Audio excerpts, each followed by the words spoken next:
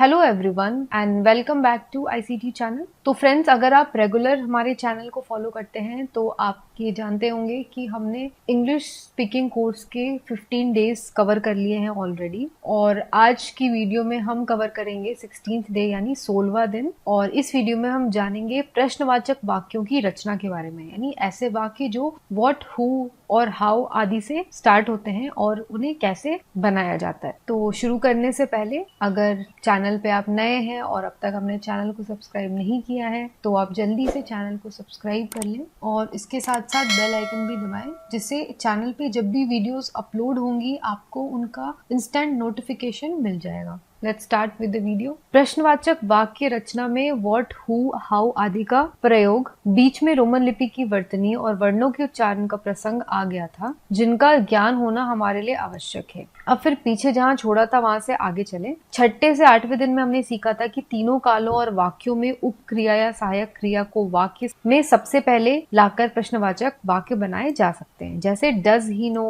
Was Gopal reading, will you play आदि। अब हम यहाँ इतना और जोड़ना चाहते हैं कि जब इन्हीं प्रश्नवाचक वाक्यों के शुरू में what, who, how, which, when, where या व्हाई आदि लगते हैं तो ये वाक्य व्यापक अर्थ देने लगते हैं। इसे आप पहले एक एक करके और फिर मिले जुले रूप में 16वें से 8वें दिन के कोर्स में पाएंगे। तो चलिए अभ्यास करते हैं। तो हमने पिछले सेशन में, यानी जो हमारी वीडियो थी 6 से 8वें दिन की, उसमें हमने पढ़ा था कि जो ऐसे जो क्रिया होता है, जैसे जो सहायक क्रिया होता है, जैसे डज हो गया, वॉज हो गया, विल हो गया, तो इसको हम वाक्य के शुरुआत में ला करके कैसे वाक्य बना सकते हैं ये हमने सीखा था। तो आज हम इसके अलावा इसके आगे जानेंगे कि हम was, how, which, who, where, why आदि का प्रयोग करके वाक्य कैसे बना सकते हैं। और इसी के साथ साथ हम आगे की वीडियोस में, यानी 17वें दिन 18वें दिन वाली वीडियो में भी हम आगे पढ़ेंगे इनके बारे में। तो यहाँ पे 2 कॉलम आपको दिए गए हैं। तो पहले हम व्हाट वाले वाक्यों को देखेंगे। तो पहला प्रश्न है, एग्जाम्पल आपको यहाँ पे दिए गए हैं, कुछ एग्जाम्पल के लिए सेंटेंसेस दिए गए हैं,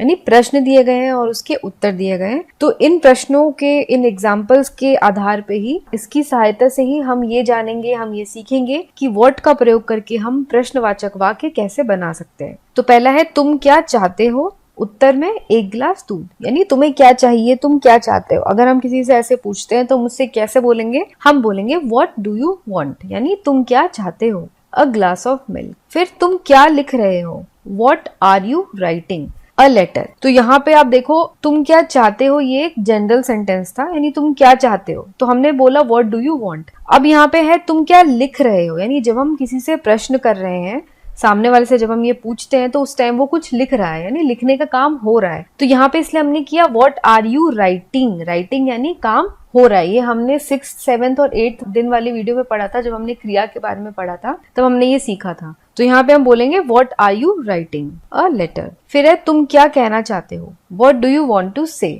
नथिंग। तुम्हारा नाम क्या है, what's your name. What's your name, यहाँ पे जो व्हाट्स है ये व्हाट इज के बदले हुआ है, तो यहाँ पे हम व्हाट इज के बदले शॉर्ट में हम लिखते हैं व्हाट्स योर नेम। यानी हमने व्हाट इज की जगह बस यहाँ पे एपोस्ट्रोफ लगा दिया और एस लगा दिया, तो ये हो गया व्हाट इज का शॉर्ट फॉर्म व्हाट्स, यानी व्हाट्स योर नेम, अमिताभ। तुम्हारे पिताजी क्या काम करते हैं, what's your father, he is an editor. तुम्हारी माताजी क्या करती हैं, what is your mother, she is a housewife. तुम इन दोनों क्या कर रही हो, what are you doing these days. इन दोनों यानी दीज डेज, तो उसका सेंटेंस बन जाएगा what are you doing these days. What यानी क्या, व्हाट का जो हम अगर शाब्दिक मीनिंग, शाब्दिक अर्थ निकालें तो व्हाट का मीनिंग ज्यादातर हर एक सेंटेंस में आता है क्या। तुम क्या चाहते हो, तुम क्या कर रहे हो, तुम क्या करोगे, तुम आजकल क्या कर रहे हो, तो क्या का ही अर्थ हमें व्हाट से मिलता है। तुमने आगरा में क्या देखा, यानी what have you seen in Agra. तो ये जो क्या वाला है ये सबसे पहले आ जाता है, जिसको हम व्हाट बोलते हैं। फिर हम लिखेंगे what have you seen in Agra, the Taj Mahal. What did you write to your father, यानी तुमने पिताजी को क्या लिखा, about my result. What was she doing in Mumbai. अब यहाँ पे व्हाट है, व्हाट का मतलब होता है क्या, तो मुंबई में वो क्या कर रही थी। She was teaching in primary school, वो प्राइमरी स्कूल में पढ़ा रही थी। What do you intend doing after passing high school, यानी तुम 10वीं कक्षा को पास करके क्या करना चाहते हो, आई विल स्टडी फर्दर, यानी मैं आगे और पढ़ना चाहता हूँ। तो ये हो गए व्हाट वाले सेंटेंसेस। अब हम देखेंगे हु, यानी कि कौन। हु का जो शाब्दिक अर्थ होता है वो होता है कौन। तो जब भी हम ऐसे सेंटेंस बनाते हैं जिसमें कौन, जैसे आप कौन है, दरवाजे पे कौन खड़ा है, कौन आ रहा है, तुम कौन हो, इन सब सेंटेंसेस को हम हु से बनाएंगे। तो जैसे पहला एग्जाम्पल है हु आर यू, यानी तुम कौन हो। I am a businessman. Who are they, वे कौन है। They are my relatives. Who sang the song, यानी गाना किसने गाया। लता डिड, यानी लता जी ने। Who will go to the market. I will. Who can do this work. Radha can. whom does she want to meet, यानी वो किससे मिलना चाहती है। तो यहाँ पे whom जो है वो भी who की तरह काम करता है, लेकिन हमें जब बोलना होता है किस से, तो किस से की जगह हम whom यूज करते हैं, और कौन की जगह हम who यूज करते हैं। Who is the owner of this house, इस घर का मालिक कौन है।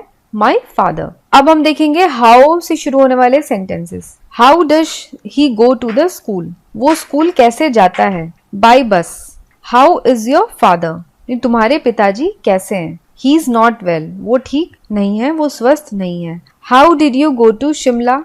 बाई ट्रेन, यानी तुम शिमला कैसे गए। By train. तो जहां भी हम कैसे वाले सवाल पूछते हैं, यानी तुम कैसे जा रहे हो, तुम कैसे आए, तुम कैसे हो, तुम कैसा महसूस कर रहे हो, तो इन सब जगह पे हम हाउ का इस्तेमाल करते हैं। हाउ डिड यू रिटर्न, तुम कैसे लौटे। By bus. How was your health in Shimla, Shimla में तुम्हारा स्वास्थ्य कैसा था। I was perfectly all right there, यानी मैं बिल्कुल ठीक था वहां पे। How was the weather there, वहां का मौसम कैसा था। इट वॉज क्वाइट कोल्ड, यानी काफी ठंडा था। How old is your son, तुम्हारा पुत्र कितने आयु का है। ही इज 12, यानी वो 12 साल का है। How far is Connaught place from here, यहाँ से कनॉट प्लेस कितनी दूर है। About 6 kilometre. अब हाउ का मतलब मैंने बताया आपको कि कैसा या कैसे, लेकिन अगर हमने लिखा हाउ फार यानी कितनी दूर है, कितनी के लिए हम हाउ फार यूज करते हैं। How are you feeling now, अब तुम कैसा महसूस कर रहे हो। मच बेटर, यानी अब मैं पहले से बहुत अच्छा महसूस कर रहा हूँ। तो ये थे हमारे वाक्य हु, व्हाट और हाउ। अब यहाँ पे कुछ वाक्य दिए गए हैं, पहले हम ध्यान से इन्हें देखेंगे, ए और बी। व्हाट डिड यू से, तुमने क्या कहा। I do not know what you से। व्हाट डिड यू से, I do not remember what you said. What do you say? I do not know what you say. What did you say? I do not remember what you said. What had you said? I do not remember what you had said. What is this? Tell me what this is. What was that? Tell me what that was. A वाले वाक्य प्रश्न सूचक हैं, B वाले सीधे हैं। प्रश्नवाचक वाक्यों को सामान्य वाक्य में बदलने के लिए पहला एक क्या है, सहक्रियाएं यानी डू डिड आदि हट जाती है और इन सामान्य क्रियाओं का प्रयोग होता है। जैसे व्हाट डू यू से का यू से और व्हाट डिड यू से का व्हाट यू सेड। तो जब हम प्रश्नवाचक वाक्यों को सामान्य वाक्यों में बदलते हैं तो क्या होता है, जो सहक्रियाएं होती हैं यानी डू डिड, ये सहक्रियाएं हट जाती हैं और इनकी जगह क्या होता है, सामान्य क्रियाओं का ही प्रयोग होता है। जैसे यहाँ पे था व्हाट डू यू से, तो यहाँ पे हमने डू हटा दिया। व्हाट डू यू से का हो गया यू से, और व्हाट डिड यू से जो ये वाला था इसमें हमने डिड हटा दिया और ये हो गया व्हाट यू सेड। अब दूसरा क्या है, प्रश्न सूचक वाक्यों में सहायक क्रिया यानी इज, वॉज, हैड आदि हो तो वो क्रिया ऑब्जेक्ट के बाद चली जाती है। तो अगर इसमें इज, वॉज, हैड हो तो ऑब्जेक्ट यानी आई हो या शी हो या मी हो या यू हो, तो ये जो ऑब्जेक्ट होता है इसके बाद ये आ जाती है।